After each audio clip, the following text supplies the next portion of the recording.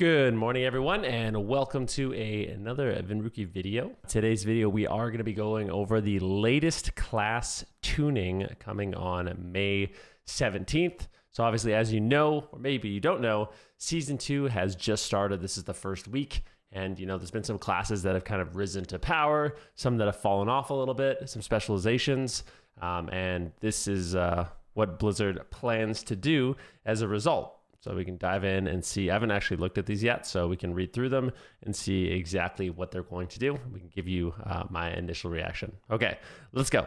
In response to initial Season 2 results and player feedback, we're working on the following adjustments to classes.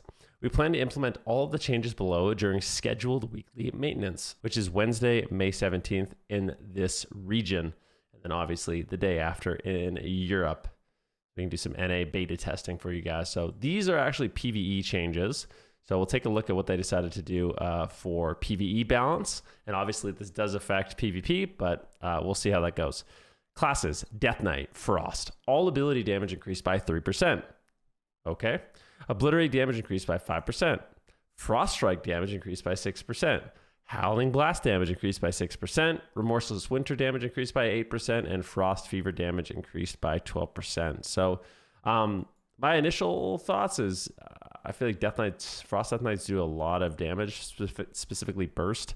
Certain compositions come to mind to me, like the Devastation Evoker, Frost Death Knight. It's something that was really prevalent in NA at the end of Season 1, so I wonder if that will continue to be, something that is relatively powerful moving forward. But yeah, Frost Death Knight damage, a little bit scary. Demon Hunter, we got Chaos Strike Annihilation damage increased. So further increase in damage on the Havoc Demon Hunter, which going into Season 2 got a bunch of buffs as well. So obviously they've fallen off in PvE just a little bit. And yeah, First Blood Talon damage bonus to strike the enemy increased to 95%, was 75%. Okay. Enter Demon Talon damage increased by 30%. So we got some solid damage buffs here for Demon Hunter. Not the craziest, but this is like one of their main attacks. And yeah, so we get damage buffs here for Demon Hunter. We got Frost Death Knight buffs, burst damage buffs, Druid Balance, Vault of the Incarnates, 4-set, bonus tuning. Entering Eclipse makes your next Star Surge or Starfall cost 10 less astral power, was 5, and dealing 25% increased damage was 20. So the 4-set for Balance Druid got buffed. Balance Druid was one of those specs that I played last season where their tier seemed very important for them. So losing their tier, I think might be difficult, at least the Season 1 tier. So at least if Season 2 tier is getting buffed, maybe it can compensate, maybe it can compete. It's definitely something I'm going to be paying attention to. Restoration, Rejuvenation cost reduced to 11%, was 12%. Kind of like a minor change, right? Like not that big of a deal, but they are going to be, tuning up the mana a little bit for Restoration Druid. Now we have Hunter. Okay, let's go into the Beast Mastery Hunter, the 4-set. Bonus cooldown reduced for Bestial Wrath is increased to 2 seconds, was 1 second. Okay. So I'd have to read the entire set bonus, but it seems like their 4-set is going to allow them to have access to Bestial Wrath more frequently, which obviously in PvP could be a bit scary as it's a strong cooldown, provides them a lot of damage. But we'll have to see how that plays out. Kill Cleave and now strikes at nearby enemies for 80% of the damage, was 60%. Beast Cleave now causes your pets to strike nearby targets for 80% of the damage, was 35. So a little bit of AoE damage going to be added here for the Beast Mastery Hunter. Not something that they particularly specialize in PvP. When I think Beast Mastery Hunter, I think of like a lot of single target damage, unavoidable damage, having that Mortal Strike effect up, and then obviously getting lots of instant crowd control, but getting a little bit more cleave and AoE too might impact them for certain compositions. Mage, so Frost Mage, all ability damage increased by 4%. Now, I personally haven't been playing that much Frost Mage. I've messed around with it a little bit. I think Fire has probably risen to power the most of the specializations. Arcane has been the most fun. So out of the most fun specializations, Arcane has been up there for me. But I think a lot of like the tournament mages and a lot of the rank 1 mages right now, they've turned most of their attention to Fire. Playing comps like, Sub-Fire RMP seems to be really good. And then also Fire Wizard Cleave. So we'll see what happens with Frost. I think Frost does do good damage right now. So getting even more damage is obviously going to be helpful for them. Shaman, Elemental Shaman, all ability damage increased by 2%. Okay. Vault of Incarnates 2-set bonus now grants 3% damage. Stacking 3 times was 5, stacking 5 times. So they got consistent damage buffs, and then their tier set got nerfed a little bit. Maybe it was providing too much of a spike. And then obviously Affliction is another spec that I like, and they got some more damage. Affliction in PvP absolutely does not need more damage. The problems with Affliction Warlock have nothing to do with their damage. It has more, well, kind of. It has to do with the way you deal damage. But it's a really weird spec because I feel like Affliction is in a tough spot where right now it's hard to protect your UAs. And if they can just dispel UA and Soul Rod and, you know, Corruption and Agony with one swift go and they don't get punished for it, it's really hard to play around that as an Affliction Warlock, especially if you're being trained.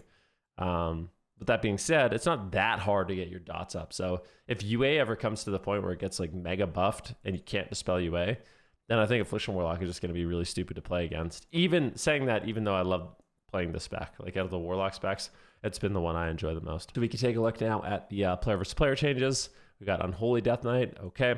So these changes are specific to PvP, and there's quite a few of them. So let's see what's going on here. We got the Unholy Death Knight, Reanimation Explosion, now deals 15% of the target's health, and Shadow damage was 20%.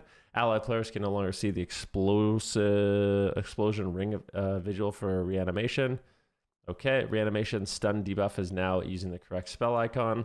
We've been monitoring the change to Reanimation, and we feel its damage is too high relative to how much control Death Knights have over enemies' positioning. So yeah, I guess their idea was, hey, if players are silly and they run into the ghouls, it should do a lot of damage. But turns out Death Knights can just grip you in and grip you in and grip you in and grip you in, and it can be maybe hard to avoid them. So they've made some changes there and nerfed them. Next, we got Frost. Pillar Frost now increases strength by 15% in PvP combat, was 25%. Frost Death Knights have been on our radar as underperforming, but still effective in the right situations. We're reducing their burst damage alongside their game-wide damage. Burst damage alongside their game-wide damage increased with the goal of a healthier overall damage profile. So, I mean, I guess they're okay. So they buffed all this, keep in mind, and then they nerfed kind of the one-shot, which I think in general is a direction I like that they go with the game. To be honest, anytime they make changes where it's like, okay, your one-shot's a little too high. So they nerf the one-shot and then they buff spells. Like for Windwalker Monk, it's like, okay, Strike of the Windlord and Rising Sun Kick hit a little bit too hard, but you know what? Blackout Kick is going to get buffed, and we're going to buff it again, and we're going to buff it again. And now Blackout Kick actually is a huge portion of our damage on Windwalker Monk, and to me it feels good. So totally fine with that. And hopefully that feels good for Frost Death Knights. Got Havoc, Reign of Havoc, PvP talent, Fell Lance damage reduced to 8%, was 10%. Our goal with Reign of, that's the one where Demon Hunters are on the ground and they shoot way up in the air and then they shoot you with the Fell Lances. So that damage got nerfed a little bit. We're seeing it used for offense more often than intended, so we're bringing its damage down. Yeah, nobody uses it as defense. Everybody just flies in the air and shoots you. Especially in solo shuffle, it's a really good way to get out some additional damage. Strength of Spirit now increases the healing of Expel Harm by 50% based on your missing health in PvP combat. And Reverse Harm now increases healing done by Expel Harm by 30%. So actually significant nerfs there to Expel Harm. Obviously, Windwalker Monk's healing got significantly buffed. That's why you're going to see big Vivifies, big Expel Harms. I think I got up to like 180k Expel Harm on my Windwalker Monk, which it's big. And it's not that long of a cooldown. So I'm kind of okay with it. I know some people feel like monks are too squishy and they were happy that they finally got some healing. But I think, I think with monks and some other specializations as well are healing too much. So yeah, like another spec that heals too much, in my opinion, is the Devastation Evoker, but I don't think there's any changes for them. And it's probably because Devastation Evokers are just not that popular, but yeah, one of those things where healing on some of these hybrids right now is maybe a little bit too high for, my taste. We got Holy Priest changes. Renew healing increased to 34%. Flash healing increased by 52%. Okay, so they have a lot of already. So they got bonus renew healing. It was 22% bonus, now it's 34%. Flash healing bonus got increased in PvP combat. Heal bonus got increased in PvP combat.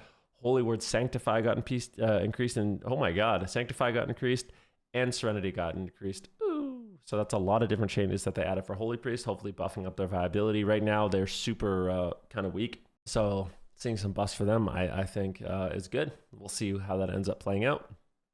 Shaman, we got Enhance and Elemental. Earth Shield healing reduced by 30% in PvP combat. So they actually nerfed the healing of the Earth Shield for the DPS specs, and it's a similar thing. Like I said, the hybrid healing for some specs like Windwalker, like Shaman, and a few others that we haven't seen get changed have been a little bit too high for the season, I think. Like, yeah, it's pretty crazy how much healing Earth Shield does for these specs, so I'm totally fine with that. Warlock Call Observer now has 8% of the Warlock cell. Yeah, Call Observer has been like the biggest nuisance of the new patch to me. It's just so it's so fun to press. I don't know if you guys have seen my latest short, but if you've seen my latest short video, I have a clip. I was playing Double Affliction Warlock. I know, scum, guilty as charged. But we had a team on the pillar, and they were all rotting down to our dots. I dropped an observer on one side of the pillar. My teammate dropped an observer on the other side of the pillar, and they were just getting zapped from both sides. No matter what they did, they were just rotting and dying, and they couldn't kill it. And it was just hilarious. So you can check out that clip if you want. But yeah, Call Observer, the health nerf, I think is definitely reasonable. It was kind of obnoxious. Incinerate damage got reduced. Destruction by far has been the best specialization of the season. There's no question about it. So getting some damage nerf makes sense. Shadowburn damage increased by 45%, was 65%. So yeah, basically they're saying destruction sustained DPS and PvP with instance is higher than they feel. We feel like Chaos Bolt is in a good state, so we're targeting the areas of the kit to bring down their DPS. There you go. And then Warrior, last but certainly not least, we got the Warrior. Sharpened Blade cooldown increased to 30 seconds, and duration increased by 2 seconds. Skull Splitter now causes expired bleeds to deal 65% damage. Well, it's 100%, so Skull Splitter got nerfed, which I think is good. I don't know what Sharpened Blade was before. Sharpened Blade. I feel like we should look that up. So it was a 25-second cooldown, and now it's a 30-second cooldown. And it used to last 6 seconds, and now it lasts 4 seconds. So that's a significant nerf to Sharpened Blade. Not only is it a longer cooldown, but the duration is actually lower. And I know, so it's weird because I feel like the class fantasy of warriors should be revolved around, like, you know, those Immortal Strikes. Like, it's very classic to an arms warrior to bring Mortal Strike, right? But I will say, as a healer, fighting against arms warriors, it's really obnoxious. Like, when I play solo shuffle on my healer, like, trying to deal with Sharpened Blade, especially as dampening gets up so high so fast, it's like, it's really, really toxic, especially with how much damage warriors do. But obviously, I think arms warriors is one of those classic specializations that I don't mind when it's strong. You know what I mean? Like, there's certain specs that when it's good, it doesn't bother me as much as other specs. So I would be, you know, I'm happy that warriors hopefully remain really, really strong. What did they do? They compensated a little bit. They gave Deep Wounds damage increased. Rend no longer deals 15% reduced damage. So Deep Wounds and Rend got buffed. And Fueled by Violence now heals for 70% of damage dealt by Deep Wounds. Okay.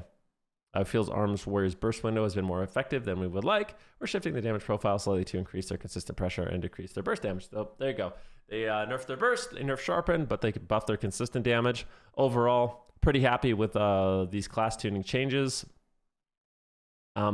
Few things that just jump off the page to me right away is I still think some hybrids are healing a little bit too much, but I feel like letting the season play out a little bit more and seeing how everything goes is really good. Now, thank you guys very much for watching today's video. If you guys like these type of videos, please follow the YouTube channel. We're trying to grow it and put out some good content, be a valuable, you know, resource for everybody that is watching. I have a video coming up soon that I think you will enjoy as like a little teaser. We're going to go over, you know, exactly what's been going on in week 1, what classes have been strong in 3v3 and solo shuffle, just overall, go over all of that stuff and maybe help you guys make some decisions in terms of what specs you want to play, what specs you want to avoid, and just give you my thoughts on the overall meta. So that's going to be coming up a little bit later this week. Stay tuned for that one. Once again, thanks for watching, and let me know what you guys think about these changes in the comments if you still made it this far. And yeah, appreciate you watching. Have a great day.